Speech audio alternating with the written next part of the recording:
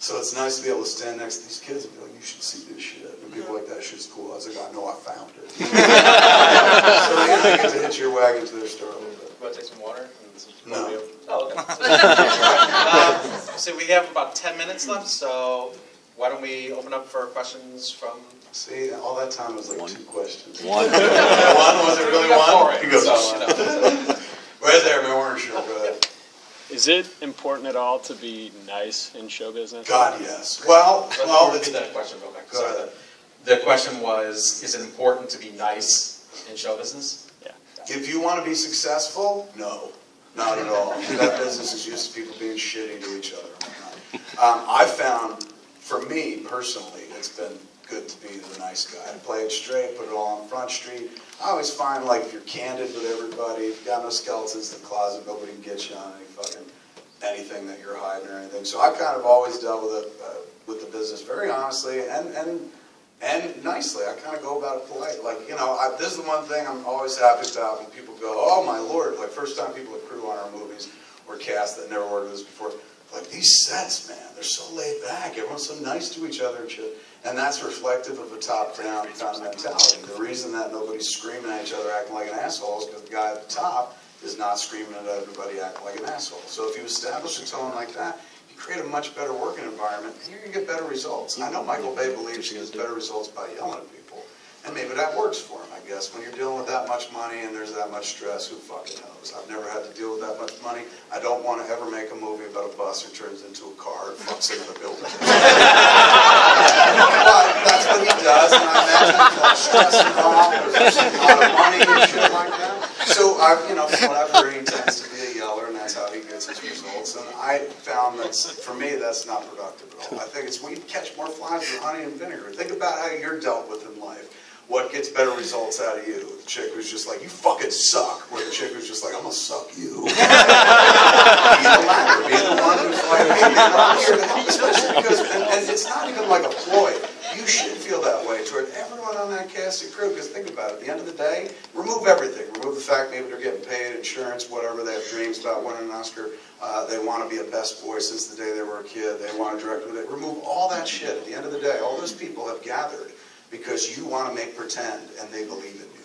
So at the end of the day, why would you scream at any of those people? Even if they fuck up, man. Like, I find it, like, when people fuck up, you could definitely be disappointed and shit. I find some of my fucking, like, is way more effective than you fucking piece of shit. Because if you look like you're about to cry, they're like, I'll get it right, I swear, I'm so sorry. If you yell at them, they're just like, you walk away, they're like, that fucking, who's that? Like, he got thrown off a plane once. That's how I would act. So at the end of the day, it always felt to me like, be nice. And I can only show you my career as proof, and some people be like, well, that's not enough. Like Affleck. Affleck said, he was going, dude, Mallrats was the best set I've ever been on. He'd been working since he was a kid. He was like, was so friendly, and everybody loved each other, and got along, and we were all laughing and shit. And then the movie came out and died, and he's going, that's when I realized sets have to be mean. He's going, if you're having a good time on a set, it's never going to make any money and shit. So every time we'd gather to make one of our movies, he'd be like, I'm glad we're all having a good time, Kev, because you're not going to make any money whatsoever.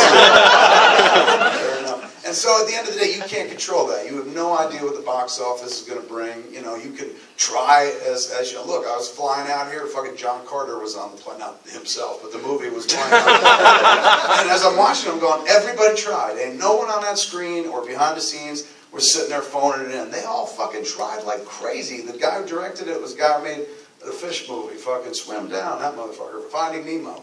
He loves John Carter.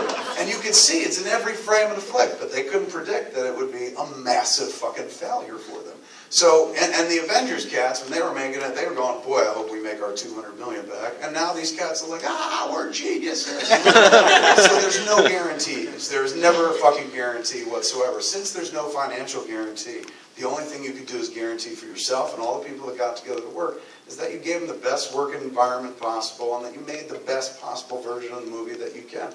And in order to get the latter, you got to do the former in my mind. Like I'm saying, other people will tell you, like, no, you can yell at pitches and fire. I can't tell you how many movies I've been on where people are just like, you're supposed to fire somebody on first day. I'm like, what? They're like, yeah, you're supposed to come and go to prison and fire some motherfucker, man, so everybody knows you mean business. I was like, everybody knows I'm a fat, masturbating stoner. Turn it around now and be like, hey,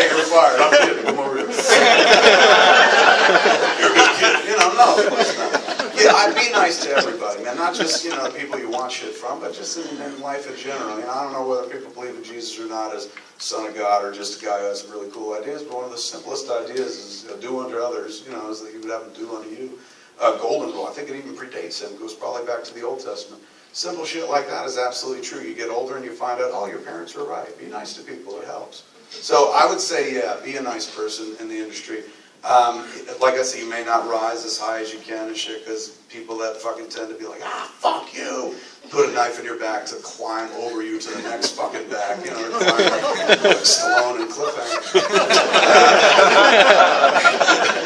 But, you know, at the end of the day, I don't, you know, maybe they do sleep with themselves okay at night, maybe they don't. I know I sleep like a fucking baby at night, and that's because I deal with everybody the way I want to be dealt with. Just be nice to everybody, particularly the people who are helping you do your shit. Along those lines about being nice, we do have actually some trivia questions to give some shit away. Okay. So, Am I going to win shit? it's a first, the Red Box home game. Sweet. It's not fair, you got a ringer. No answers to these questions. So, do you want to be the person to hand them out? What am I doing? I don't understand. Well, when somebody comes up and wins it. So. Oh, so I'm like Dana White? I'm clearly the backstage type.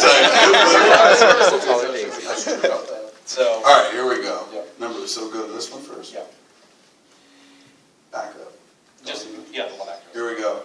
What actress, most famous for appearing in Beverly Hills 90210, co-starred in Mallrats? Right there. Shannon Doherty. Oh my God. Oh my God. What did they win? We're giving away 2 pairs of tickets for your show tonight at Shit. You get to see Chicago more of Theater. this. Just watch them I have talk for plans. 40 minutes. I can do it for 2 hours. So this one. This one? Yep. All right, here we go. I'm going to get ready to steal. In Dogma, who plays God? Right there. Well done, man. Let me do this again. One of those autographed posters you just signed. Okay. This is for the diehards. Okay, man. For the top one, the second one. For the die one. In Clerks, what was the name of Dante's ex-girlfriend? Bang. Veronica? No. Oh, it's a current girl.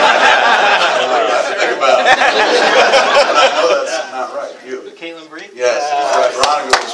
You're right. You're right. Wow, man. Let's get game show. Sorry about that. Watch a lot of Richard Dawson. Yes, I know. God rest his soul. Absolutely. We have time for one more, or is okay? Last question. Query? Okay, man. So, okay. Yes! That's the guy that you signed the comic for. Oh, Yeah, nice thank to you have for your that. I love your movies. Like, Mallrats has had such an impact on my life. Wait, look at it now. It means the world to me, man. How old are you? I'm 26 with braces. No wonder you like Mallrats. 26. All right, so we made that movie. It's coming up on 20 years ago, so you were like 6 years old when that movie came out. Yeah, it came out at, well, I guess when it came out it was 95, so I was like 9 years old. You were 9? Wow, Yeah. the math is really bad. And nobody corrected me. I said be honest with me. You should be nice to people, too. I started doing comedy this year, and I was just wondering if you had any advice for someone who wants to take it to the next level, What's the next level? like getting shows. See,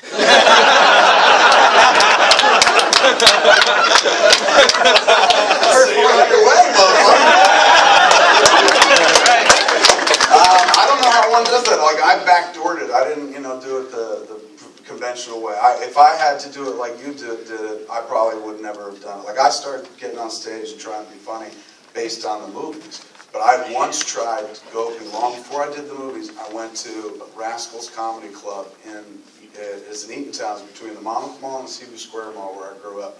And they had an open mic night, and I didn't tell any of my fucking friends that I was going, because I knew they would be like, what are you, fucking gay? Because I'm from Jersey, that's what they equate dreams with gay.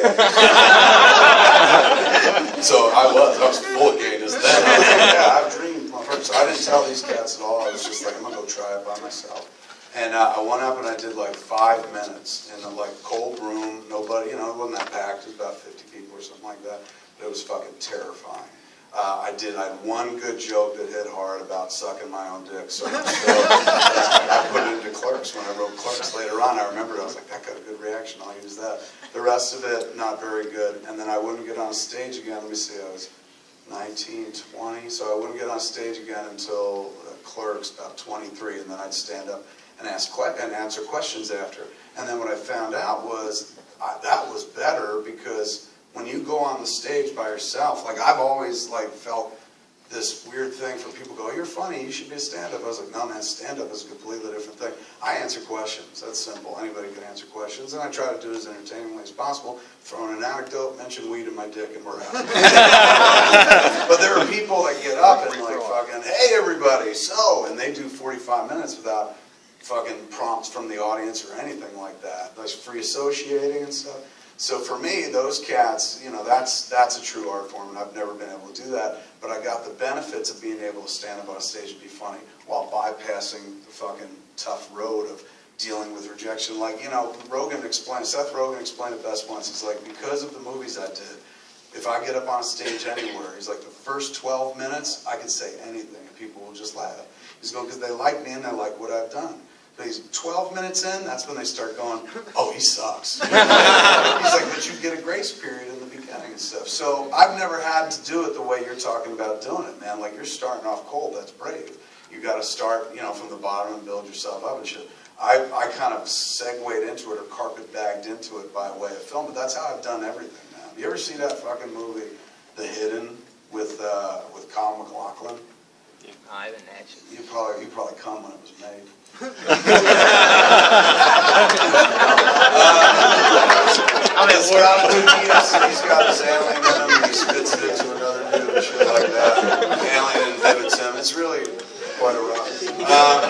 But anyway, that movie to me has always been like I never had to do anything the way that most people do. Because I made that fucking movie and it opened doors, then I started spitting the alien into all these other bodies. We're like, all right, shit, now we'll do this, now we'll do this. That's what I just like the fact that film opened up opportunity to try other shit. So because it did, then I got to stand up and be funny. And because, you know, I did something else, they'll give me that 12-minute period in the front, and I could get going. And I set a steam after that. If I had to get up cold in front of people, like the rejection, oh, that would have sent me off the stage years ago for people to be like, fuck you, you're fat. You know, oh, shit. Good night, everybody. So it's, I mean, I wish I could give you, the advice to get there I can't give you because I've never had to do it traditionally or conventionally. But what I can say about doing it is once you get up there, I'll sing his praises for a minute. There's nothing in this world that is like remotely akin to making a bunch of people laugh. I don't care if it's this many people or fucking a room full of people or billions of people, you know, by a broad